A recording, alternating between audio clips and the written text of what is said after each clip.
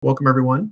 Welcome to our discussion. I think we're the last session of the day. So if you've been attending the conference all day, congratulations. The end is nigh.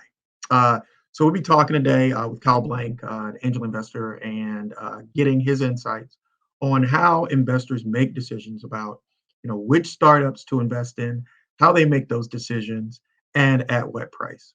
And so we welcoming Kyle to the conversation. Hello, everyone. It's a pleasure to be here. As Antonio said, it's a pleasure.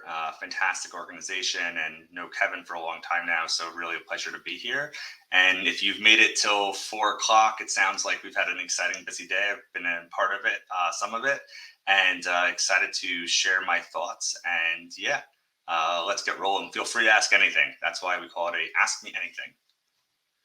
So, Kyle, just to get started, you and I had a brief discussion before we came into the session. And so we wanted to start at the top and kind of talk a little bit about VC, what we call VC math, right? How do VCs make decisions? What types of constraints are they operating under? And then we'll talk a little bit about, how founders raise money and how their interest and valuations of their companies tie into the VC's goals and what they need to accomplish as a fund. Sure. And I think having context of where I'm coming from is important because investors have different perspectives. So I'll just share a quick moment about myself. I've been mentoring and investing in startups for about 10 years now. An absolute pleasure to work with really passionate people on exciting problems that they're solving. I've been a member and investor of the Phoenix Fund, the Phoenix Club, which you can see here. Happy to share more information about that with anyone who'd like to know. Add me on LinkedIn, and we'll or Kyle at the Phoenix Fund, and we'll chat. So I'll share my email at the end in the open chat, and really feel free to email me about anything. And my approach is generally investing in pre-seed and seed founders. I do that with the Phoenix Club. I do that with as an advisor to NFX, which is a fund globally pretty well known. I mentor at Techstars, at Harvard, and a handful of other communities, and just really enjoy working with early entrepreneurs. And I think, as Antonio knows, I said I love logistics tech and supply chain tech. So me and him are bonding over his work at Fridgio. You should ask him about it. He's doing some really exciting work. And I also love food tech, but I do invest in all industries, mainly early stage. So feel free to hit me up, and happy to have those conversations. In terms of what Antonio was sharing, I do bring a early stage investor approach to this conversation, and we'll separate some late stage conversations as we go forwards. So what is VC math? And I think this is really important. We're going to talk about it from the early stage and kind of bucket this. So there are angel investors and friends and family. I think those investors are looking for better returns they could do in the market and hedging their bets on the people they're meeting at a really early stage. So there's a lot of risk and, hopefully a lot of reward. And a lot of it's betting on the person. And then there are early stage VCs and there are late stage VCs. We're going to ignore late stage VCs. Late stage VCs do their own math. They look at, can you go public or get bought at some type of multiple, and what are the risks on the table? They're looking at the team, they're looking at the market, they're looking at how you handle your customers and how you handle your competitors. They're looking at your product and your roadmap and the potential there in the future. And they're looking at a lot of pieces, but there's a lot around exit valuation, where they think it can go, because your business is already pretty big. Late stage growth investors. We're going to talk about early stage investors and VC math. And what's really important to know is that VCs, like everyone else as investors, they have certain incentives. So they get paid in two ways, right? So VCs get paid, they take money from limited partners, from pension funds and wealth management funds and other investors, high net worth individuals, and they go and deploy that capital, generally on what's called 2 and 20. So 2% is the annual fee they take from the assets under management to kind of keep the lights on. So that is paying salaries, paying office space, etc. We're going to ignore that and say that that's not so important for the conversation we're having about long-term incentives. Then there's the 20%, the carry, and that's the value the investors get if they win. Right? Meaning if your startup blows up into amazing success and there's an exit where you liquidate the shares and you go to an IPO or M&A, and they take that money home.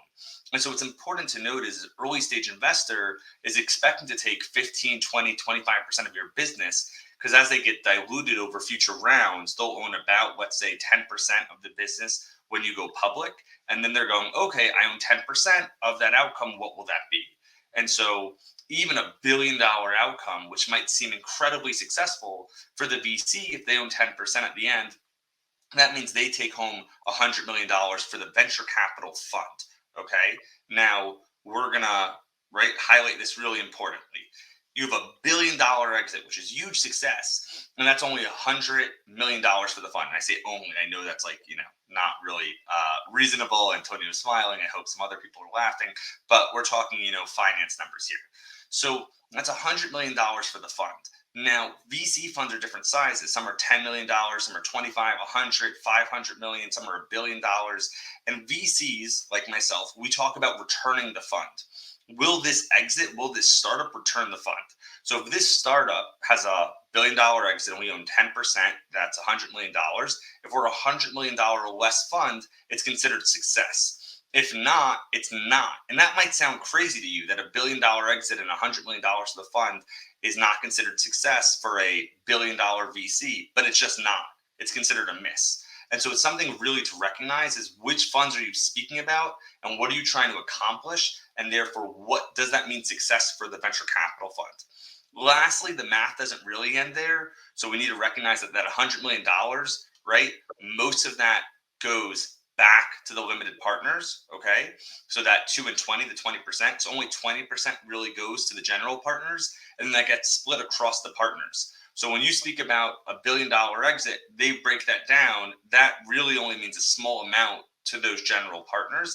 And you have to recognize that. And maybe that seems ridiculous that they're upset about pocketing as a group 20 million bucks, but you have to recognize the incentives and speak their language. So when they say we want to see a big market, it's because they want to see big opportunity for themselves and their investors. Now, how does that impact you? It means speak about a big market, right? Because that's what we're talking about. Also, it means don't operate in a small market. It's very hard to win a lot of a small market. And then what that means for you as a founder is a lot about the valuations that Antonio and I were discussing, which is a big conversation early stage founders have. So now that we understand how the VC is thinking, how should a founder react? Well, you should raise the amount of money you need pre-seed, seed, what it may be, to get to the milestones you want to reach 12, 18, 24 months from now. My personal recommendation, add 25% of capital for what you're expecting for just risk and things happening in the market.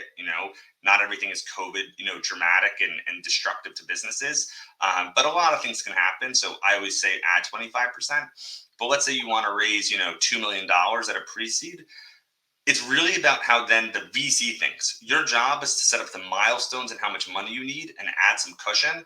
After that, it's going to be the VC. The VC says we pretty much always take 20% at the pre-seed or seed level. And then they're just going to divide it, right? 2 million divided by 20% gives you your post-money valuation. That's what they're going to do. And no matter what any founder tells me, and Antonio and I were laughing about this, no matter how much you try, you are not going to convince someone otherwise. The honest truth is that VCs expect a certain amount of equity early on, just because they're playing that math game, that they're going to get diluted and they're going to have about half or less of their equity at the end of the day of hopefully $1 billion exit or multi-billion-dollar exit. And therefore, they need to take a certain amount early on, which tends to be 15 to 25% in most standard software industries out of the pre-seed and seed level. It's pretty rare to see less, super rare. And it sometimes is more in like the biotech side and the more complicated, tough tech, deep tech spaces. Antonio, did I hit all the questions there? Yeah, that's a great way to get started. And the level of detail there, I hope, was informative for everyone watching. So we have a couple of questions coming in over the chat. And so two stood out to us. One is, what's the best way for a founder to connect with an investor like you? That is a great question. So there are some investors that if you see, on my LinkedIn, I'd say I'm rare on this, but I think that a bunch of us on LinkedIn, CEO of a startup adds us, we accept and have a conversation. I'm happy to do that. And I don't know if my LinkedIn inbox is about to blow up, but I hope it does, because there are amazing founders here that I'd love to meet. And if I don't end up investing, then I guarantee I'm happy to connect you to relevant investors where I have it. So super happy to do that. So I think, as a starting point, reaching out works, but cold reach out is actually terrible. So everything I just said is super rare to the fact that I like meeting more and more and more entrepreneurs. most venture capitalists are looking for a warm introduction. And I'll explain what that means and also why. What does that mean? It means that if I know Antonio and I know, let's say, Kevin, and you want to reach them, then, or you want to reach me, using a friendly introduction is the best way to go. And the reason is the hardest thing to assess, especially early stage. Later stage is a little different, but the hardest thing to assess early stage is the person. I don't know if Antonio is a good person or not. Now, I happen to know he's a great person and you should all invest in his business and be his customers and his investors. He's a great guy. The reason I know is because Kevin vouched for him and I know Kevin, right? And at the early stage, we're all making this level of assessment around the market, around the product, around the tech, around the investors, around the team. There's all these pieces. The part that is impossible to really solve is, do I really, really trust and believe in this team? Because the average startup to exit is no longer 4 or 5 years. It's now 6, 8, 10, 12 years, and depending on industry. And so now that we're looking at much longer outcomes, it's about execution and it's about personality. It's about, grit. And it's very hard to make that assessment. So when Kevin says you should speak to Antonio, he's amazing, that gives me a lot of conviction because I trust Kevin. So you want a warm introduction. That's the first. Now, we've spoken all day about how this market is not fair, it's not even, it's not balanced, and therefore that's not always simple. So leverage as many warm introductions as you can. After that, there are a bunch of websites and portals that provide relatively strong introductions, and you can set yourself up for more success. So my recommendation is there's a tool called Signal, built by NFX, where I'm a fellow. And so that's a really great way to sort who would be a very relevant investor. I generally recommend, reaching out to relevant investors in your space. It will get, the most success. So Signal is a great tool. There's some others out there, but that's a really good one. And beyond that is being prepared for the conversation. Showing up with no goal is a kind of a setup for failure. You should want to know what the goal of the conversation is. If it's to build a relationship, then you should say that. We're building, Kyle, Antonio says, I'm building a logistics tech business. I love logistics tech. It's all software. I love when it's all software. Great. And he tells me about the business. And he said, I'm going to be fundraising in 3 months or 6 months. Great. I just want to tell you where we are, show you and prove to you that in 3 months we'll hit our milestones, and then talk about fundraising. And just like, here's a teaser deck, right? Here's some information. You should have that goal. You should have the information at your fingertips and be prepared for that conversation. If you're not, you're shooting yourself in the foot. So that's my general recommendation. Use warm intros. When you can't, you can go with a cold, LinkedIn outreach, but it should be structured with a clear goal and provide the information. There's no reason not to provide a deck up front and say, here's the information, would love to chat with you. It seems like you invest in this space. And the reason I know that, you don't have to say this, but the reason I know that is because I was on your Signal profile and your investor profile said that you love investing in logistics. Awesome. I think that hope that provides some clarity to a lot of folks. And I appreciate that you said, hey, look, if you're not connected, there are some platforms that can help you get connected, like Signal, rather than, just kind of cold outreach through LinkedIn, because nobody likes to bang their head against the wall, right? So you want to be strategic about, your outreach. 100%. Sure. Absolutely. In your opinion, when you talk to early stage founders or founders looking for their first check, or even follow on if they're coming out of an accelerator, what do you look for early on in pitches? That's fair. So there's different types of pitches. There's like the email or the conversation that happens between us on LinkedIn, and then I generally move it over to email and you send some more info. So there's that. I think it's, there's a lot of examples by YC and Bessemer and other great places about what goes into that deck, the product, the market, the team, the pain point. Why now? Why are you the founder to solve this? Founder market fit, product market fit, what you're looking to raise, what you're looking to do with that, the product roadmap.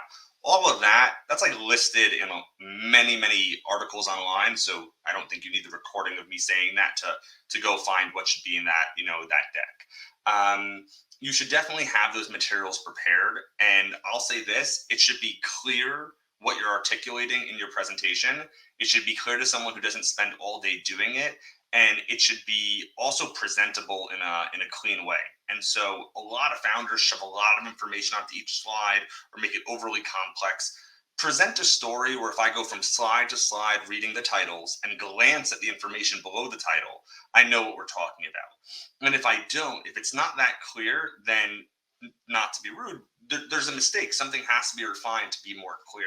And so I really recommend having that clarity. And one way to test that is go to your friends who you think are smart people, but not in your industry, and ask them to read your presentation, ask if they understood it and could articulate the business back to you. Now, there's some spaces that's super hard, like synthetic biology. If you're not in the space, then you weren't going to pitch that investor anyways. It's not so relevant. Or maybe Web3 and crypto, where it's super new and on the verge and on the edge of just tech, and therefore a lot of people don't understand it. But that said, most startups aren't in those spaces, and so I really recommend that. And I think the best presentations are dummy proof in that way. You've made it easy for an investor to easily glean the information. Antonio, did I hit it, or was there another part? No, that's awesome. And so we're talking a little bit about how to how founders can improve their pitches and how they can reach out to angel investors. So when should a founder raise money? And then after that, I want to ask you how should they establish how should they think about their valuations? I know we touched on a little bit earlier in founder math, but Right. So first, right, improving pitches is simple. Practice in front of lots of different people who don't know you personally and ask them for feedback. That is the cleanest way of doing that. In terms of when to raise capital, I think that there's kind of a certain point in every startup where you need capital, right? And you don't have the financial resources to bootstrap it. Most of us don't, okay? And therefore, you're talking about the next step. And so mapping out your milestones over the next 6, 12, 18, and 24 months, what you'd like to accomplish in terms of product, in terms of users, in terms of the experience, in terms of how you're deploying that capital and the team you're building, that's all something you should be able to write down and understand and feel conviction in. And then once you do, you can go raise that capital by engaging with investors, but just try to speak to investors who do what you do. I do early stage, pre-seed, and seed. A lot of people say early stage and they mean Series A. And those are two different worlds, right? I don't need any traction to have a conversation when I talk about my angel investments, right? Versus when I'm a fellow at NFX, we need some level of traction, especially on the seed. And so just different worlds and different conversations. But you should ask your investors that, right?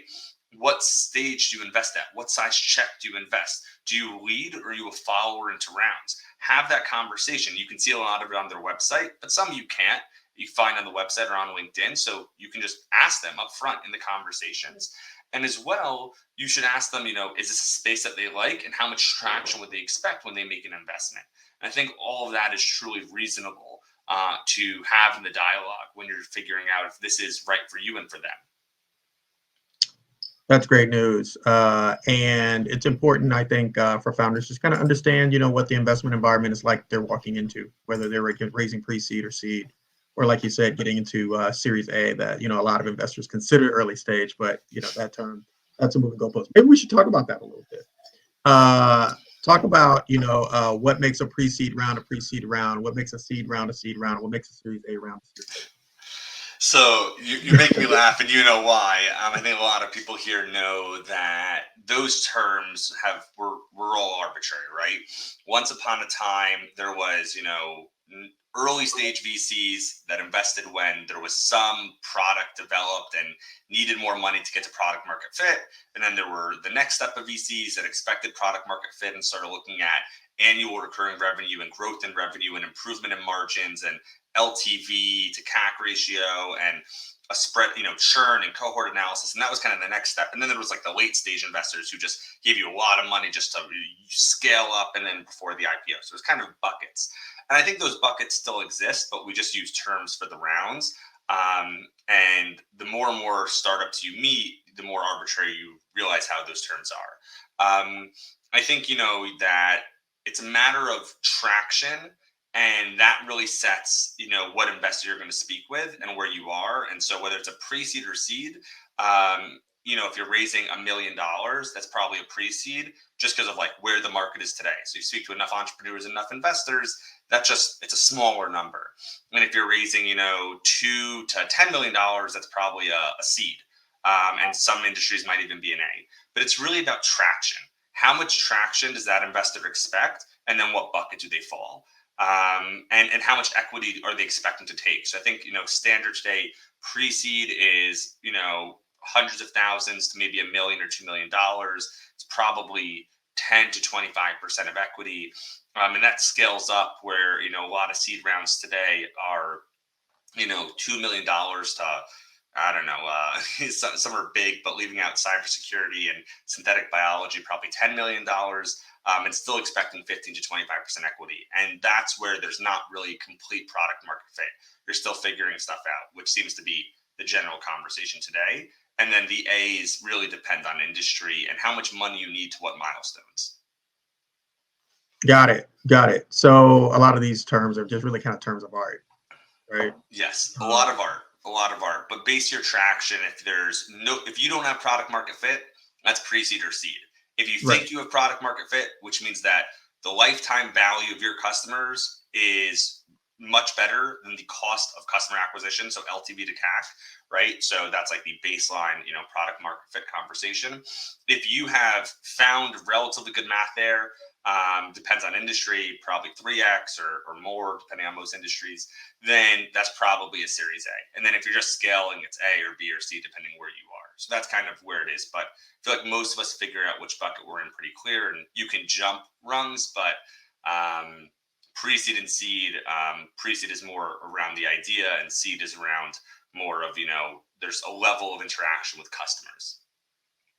Got it. I'm looking over at the chat, seeing if we have any additional questions. By all means, if you're listening in now, if you have some questions that you'd like answered, go ahead and put those in the chat, and we'll scroll through those as quickly as we can and have Kyle answer those.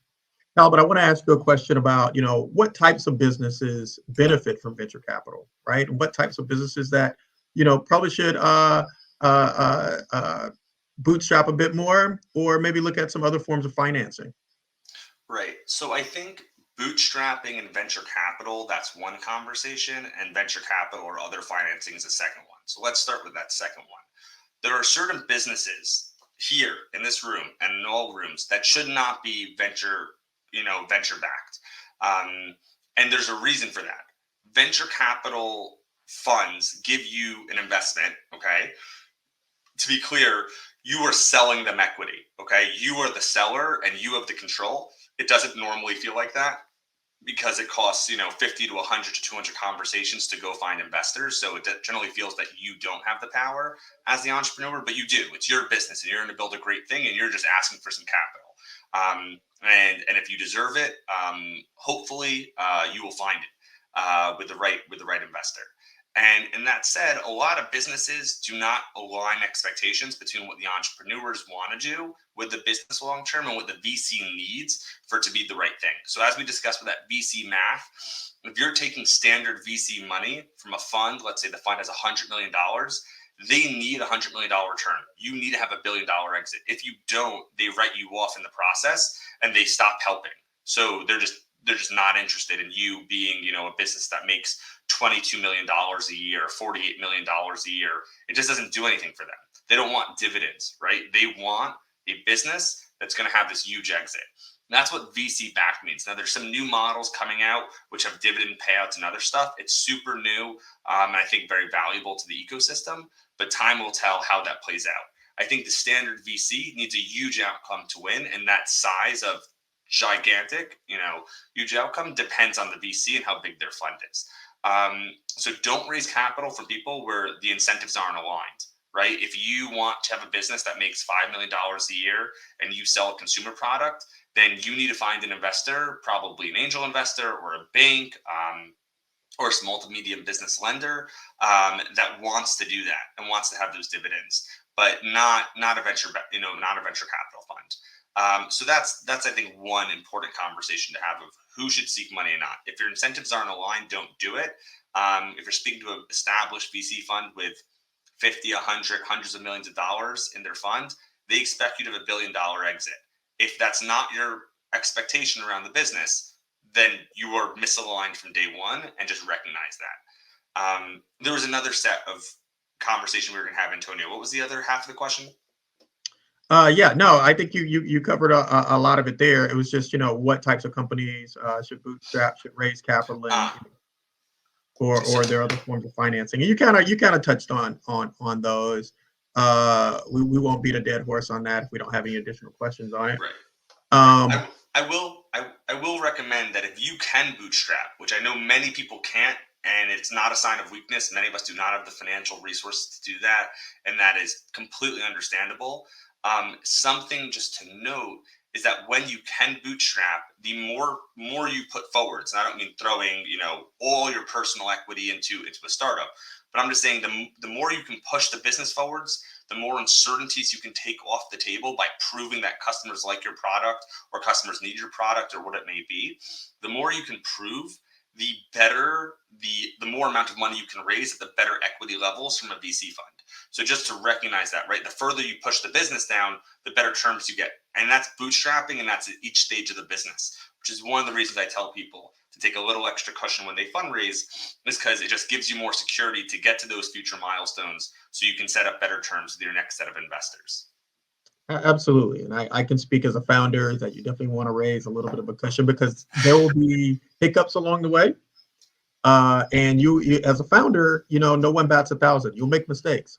Some mornings you'll wake up and you might hire the wrong person, or some mornings you'll wake up and you might sign a bad customer that really gets your business turned upside down, and you need the space to be able to fix it. So that's why you need to raise a little bit of a cushion. Things don't go perfectly. That's true. We talk about it kind of in these kind of financial terms and in these market terms as though everything's going to go perfect. That's just not the reality in the daily life of a founder. Take my word for it. Um, so yeah, so Kyle, talk a little about yourself and kind of your experience, how you got into investing, and the differences between investors, right? The differences between angels and syndicates and angel syndicates and VC funds and and the like. Sure. So I got into this space where I actually had a startup consultancy service that provided help to entrepreneurs to better understand and express their unique value proposition. And so that business I owned with a great partner, we did it for a few years. And being a service provider to startups, like anyone here at Kinetic knows, is super hard as a business model because startups don't have a lot of cash, and you need to Right. charge cash, and you can't charge equity for legal reasons in the United States. And if you do, there's complexity around it. So I think that that was a really exciting business, and it's where I started with the advising, the mentoring, and the fundraising with different startups, and also starting to angel invest. And that was a long time ago. And I think that over time, where I've recognized is that when you can get involved in a startup, advising, mentoring, angel investing, whatnot, it's super exciting. But there's a lot of risk on the table as an angel investor because being diversified is the holy grail of why VCs work and why hedge funds work and why banks work and why individual investors get crushed. And so that has led me over time to work more within established funds. Working with different accelerators and early stage funds to do the work that I really love doing, which is working with early stage entrepreneurs, and then as well organizing the Phoenix Investment Club with two fantastic colleagues of mine, where we get to do really exciting work with early stage entrepreneurs. It's our first fund, so like many of you starting a business, we've invested in a fantastic number of entrepreneurs. And if you add me on LinkedIn, my email's right there, and more than happy to chat with you about it. We do have specific parameters that we focus on, but I look at building a portfolio and index of fantastic entrepreneurs. That's how I invest, and I think that a lot of people who do early stage, this the angel level investing, the early stage of investing, pre-seed and seed. It's about creating a portfolio and index internally of fantastic entrepreneurs. And that is a very early stage perspective. Can I meet amazing people like Antonio who are tackling big problems that are really big pain points that need to be solved? I want to back those people solving those problems. And then, venture capital funds work in a similar way, but they diversify the risk by making 20, 30, 50, 60 investments and then hoping that, 1 to 5 of them will be exceptionally successful. And so there's a bit of a difference there in terms of, diversifying portfolio. And so angel investors just need to be careful that they take that approach. because if not, the risk is disproportionately sitting. I think when discussing risk, there's something to talk about here, which is that Antonio and many of you take a lot more risk than I do. You, as a founder, take all the risk in one business. And I've done, dozens of deals in the past year across the different organizations I work with. And so that value allows me to diversify my risk, right? Each deal is independent of the other, or presumably independent of the other. And so something to recognize is you hold a lot more risk than I hold. And that's something that also impacts incentives around where you want to see the business and where I want to see the business. And so just to recognize that is that the investor has a lot less risk because they are diversified. And so if you want to be, one of their shining stars in their portfolio, you really got to align early on if you're in the space that they love investing, if you're, really at the right traction for them, and if they have resources that they can give you besides capital. And those are some questions you can ask early on to try to align incentives so that you as the entrepreneur and I as the investor are going to hit the same success together.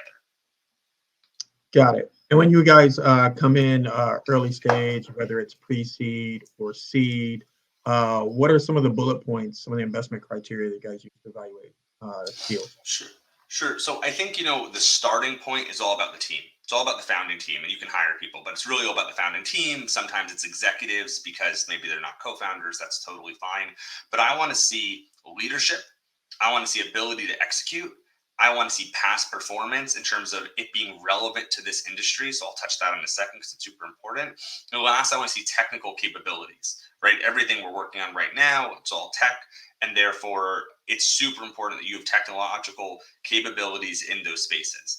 And so I think people downplay like, oh, I want to look at the market. I want to look at the product. To be honest, at the early stage, for me, the market is a check or minus. Is it big, right?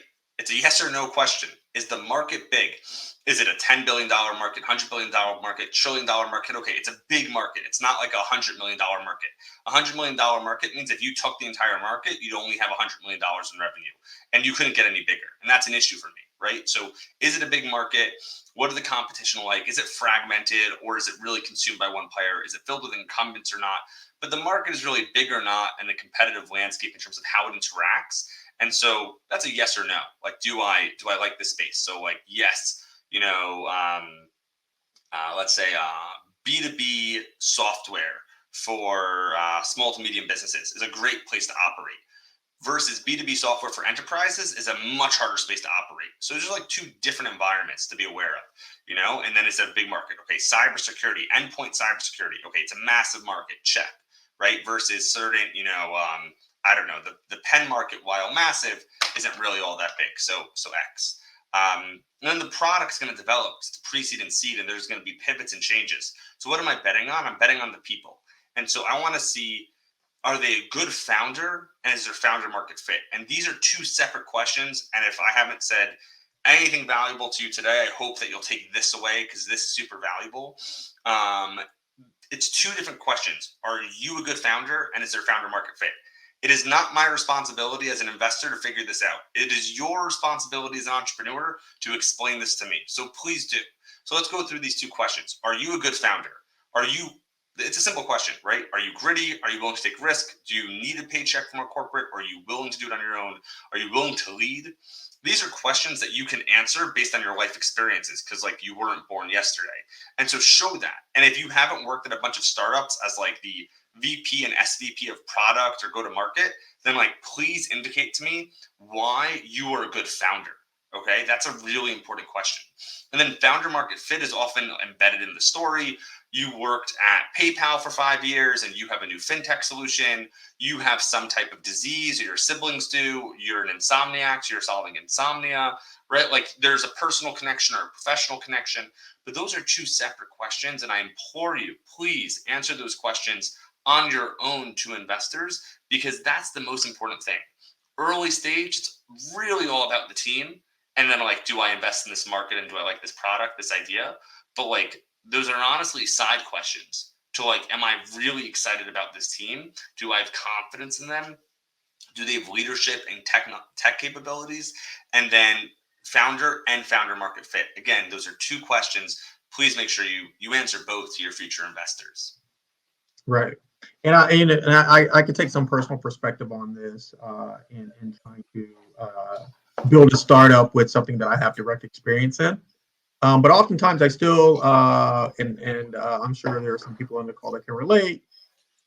How do I convey to a group of investors that I may not have any relationship with really, outside of their investors and I'm a founder, whether that be socially, economically, culturally, or what have you, how do they ascertain one without any basis, cultural basis, whether I'm a good founder or not, right? Because that's can be subjective. So how do you overcome that gap? So can you say the gap again? Can you? Yeah. Let me phrase it another way. So we have, you can find talent and genius and ideas almost anywhere, right? We've learned throughout the course of history that, talent is evenly distributed between cultures and people, but opportunities aren't, right? And so if you have a venture capital community that maybe isn't terribly diverse, It's not. right? But you have a founder community that is incredibly diverse, right? There are going to be gaps, right? And especially Yes. when you're talking about subjective qualifications like is this person a good founder or not? So so I think there's a few pieces there. They're showing that you're a good founder, and then they're solving the gap of connecting to investors, right? And those are I think two different pieces. So showing you're a good founder is like maybe you can't bootstrap your business because you don't have financial resources to do that, right? Explaining that is important, right? Why are you still at a job?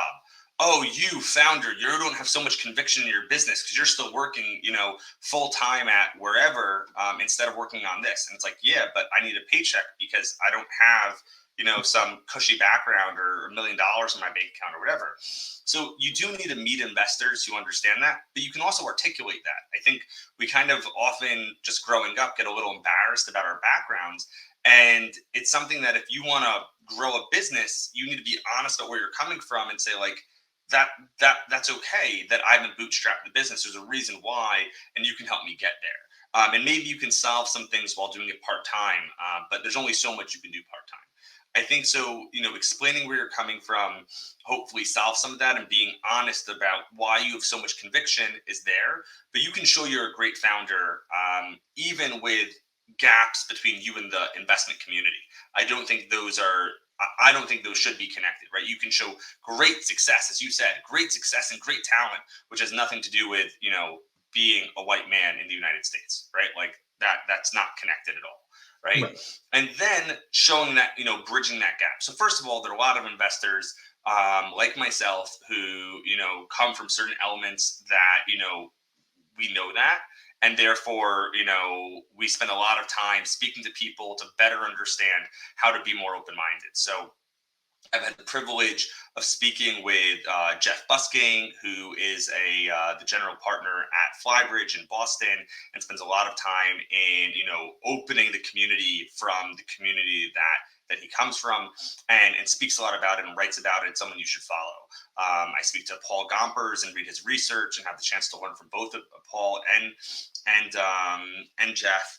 And there are many other people out there who speak about this and also provide resources of what you can tap into.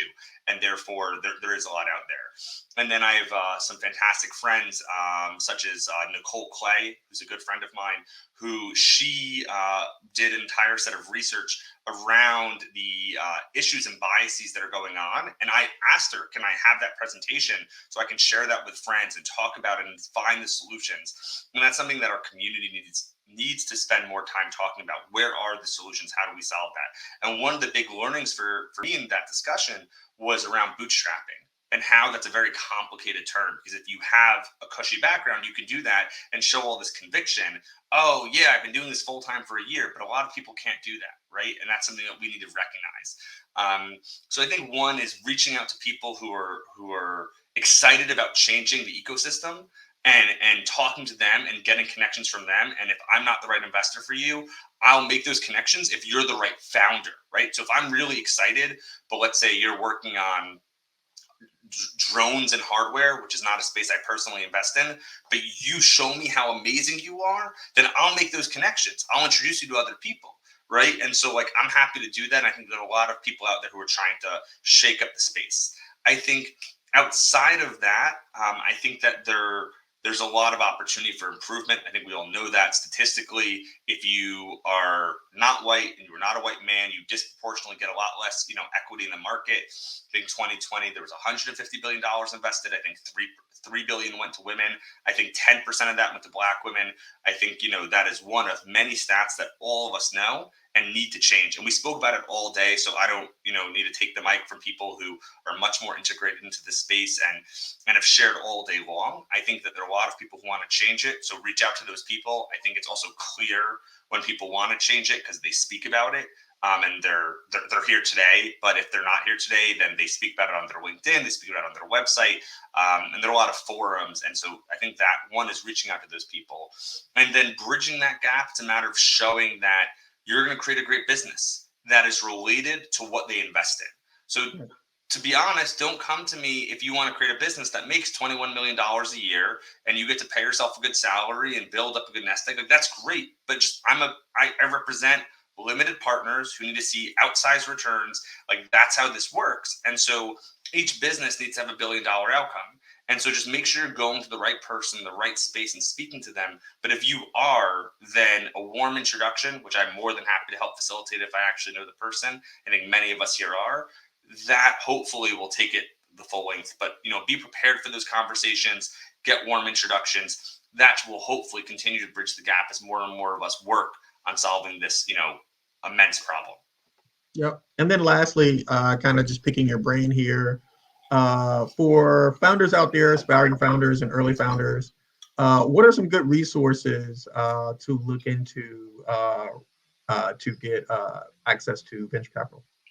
Sure. So I think there's a tremendous amount written online with resources. I think there's some good people who aggregate work. I think Y Combinator, for all of its pluses and minuses, and there are a lot of challenges around, how the accelerator ecosystem is developing right now. But that said, they provide a lot publicly. So I think that's a good resource. I think there's certain funds that provide a lot of information. So whether that's NFX, where I'm a fellow, and there's a lot of information publicly made available, or certain investors in particular, such as I mentioned from Flybridge, Jeff Busking, who provides a lot of information about resources you can tap into, especially as a minority founder. So I think there's those people and those funds to look to and organizations that provide it. And I'll point to a few tools. I think Signal is a great place to find investors. I think DocSend is very commonly used to share, your investor presentation. Yep. That said, there's another one, again, coming from NFX. It's a public tool. It's just like DocSend. It's called The Brief. You can go to brieflink.com, I'm pretty sure. One sec. Let me make sure I have the right website. It's brieflink.com. And you can also go to NFX's website and see it on the right-hand side. It's just like DocSend, but you actually get to write out the investment memo. So I think this is like one great hack that I can share with people. When you speak to someone like me, if I'm not the decision maker at a fund, I have to create an investment memo and share it internally and try to get conviction around the idea.